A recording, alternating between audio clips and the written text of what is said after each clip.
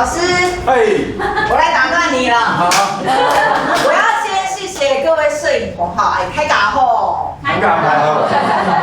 谢谢大家来参加我们这个花样摄影展。那我们是不是请3位今天盛装打扮的主角姐姐们出场？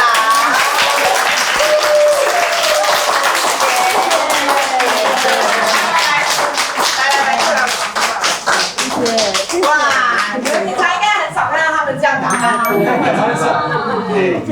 谢谢大家哦。我们今天不是只有大家的作品，我们还准备了一个 surprise 给老师，请大家期待一下。哇，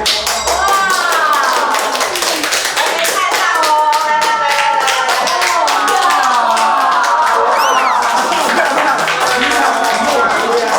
还有照相机耶！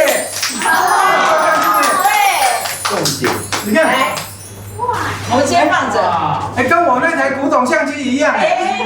我觉得那个花有立体，有多层次，加2只那个小松鼠，又加分了很多，让大家觉得蛮惊讶的，我很高兴。他们的那种讶异的那个眼光，还有那一种好像觉得怎么可能的那种，尤其是老师，他看了他也觉得很讶异，所以我们觉得，成功了耶！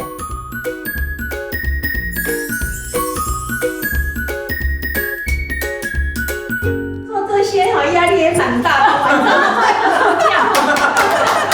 对，跟大家解释一下，翻糖蛋糕就是因为蔡依林嘛，哈，所以变得很有起来。那我们去做才发现真的很难。除了做这些花啊，我们花了很多时间做哈，还有鸟啊，鸟就是也是慈儿姐做的，对不对？然后花是大家一起做的，然后松鼠就是很丑的，就是我做的。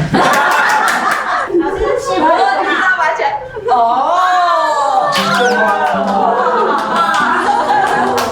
对不对？现花。那师母有什么要对那个老师说、老公说？有一件事很感动，就是我突然生病的时候。什么时候？那是什么时候？已经差不多2年，对，突然脑溢血，他知道我已经不对劲了，赶快送我去医院。对，他都没有离开我，然后半夜人家都走光了，就剩他一个，怕我不能，所以我很感动，谢谢你。他照顾我1个礼拜，然后加护病房里面都没有离开。那护士就说：“你老公怎么那么好，都在里面，然后喂我吃，真的谢谢你。”那我自己没有，我这还是谢谢你们大家啦。其实我本身自己经历过2次的生死关，我日后很注意这个身体的部分了哈，因缘际会啦，有这个机会我可以在里面就是帮忙照顾老婆。我觉得说，我常常以此哈来跟我老婆讲哈，我说人生不能重来。我老公一直在教我说，你讲话慢一点，做事慢一点，然后身体才会慢活。再讲一次，人生没有办法重来，珍惜当下。